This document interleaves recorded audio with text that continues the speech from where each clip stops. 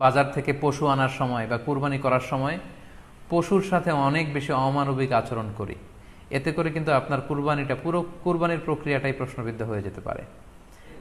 পশুর সাথে মানবিক আচরণ করি, কুরবানির পশুর সাথে এমন কোনো আচরণ যাতে না করি যাতে ওর কষ্ট না হয়, আমরা যেন এটা খেয়াল রাখি।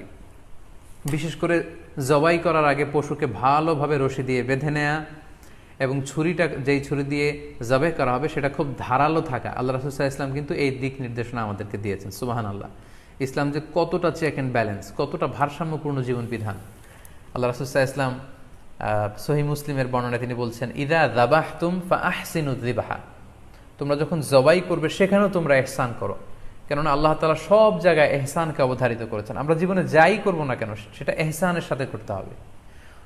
তো পশুটাকে কিন্তু আমি জবাই করব, স্লটার করব, আল্লাহ রাসূল সাল্লাল্লাহু আলাইহি ওয়াসাল্লাম বললেন যখন স্লটার করবে, জবাই করবে, তখনও সেটার প্রতি ইহসান করে তোমরা জবাই করো না। ওয়াইদা যাবাহতুম ফাআহসিনু যিবহা, সেক্ষেত্রেও তোমরা সফট হার্টেড হও, সেটাকে ইহসানের সাথে জবাই করো। কিভাবে ইহসানের সাথে জবাই করবে?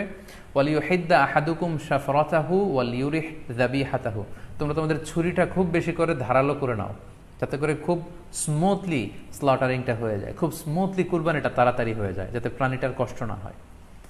আমরা প্রায়ই আমাদের বেখেয়ালে বা অবহেলাবশত কুরবানির পশু ট্রাক থেকে নামানো, হাট থেকে নিয়ে আসা, এমনভাবে আমরা কুরবানির পশুর সাথে ট্রিট করি, এতে করে কিন্তু অনেক অমানবিক আচরণ আমাদের দ্বারা প্রকাশ পেয়ে যায়।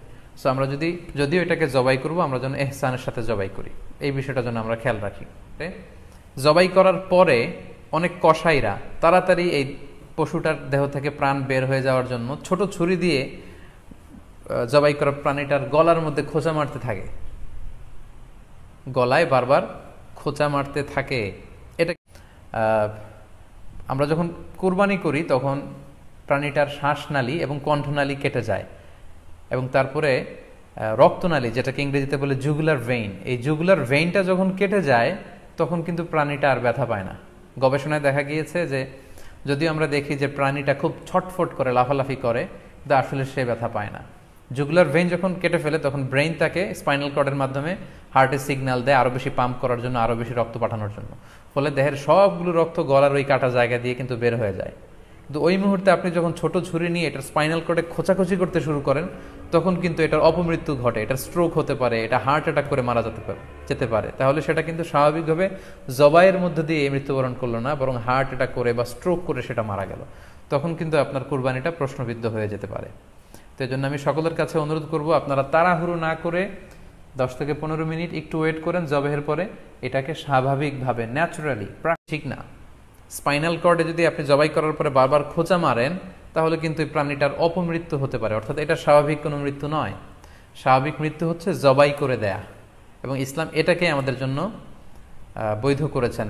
আমরা জানি যে পাশ্চাত্যে গরুর মাথায় বুলেট মারা হয়, অথবা ইলেকট্রিক্যাল শক দিয়ে ওটাকে হত্যা করা হয়, অথবা ভারী কোনো লোহার হাতুড়ি দিয়ে গরুর মাথায় আঘাত করে সেটাকে মারা হয়। কিন্তু ইসলাম এগুলোকে নিষেধ করেছে। ইসলামের বিধান হচ্ছে স্লটারিং করা, আপনি জবাই করে দিবেন।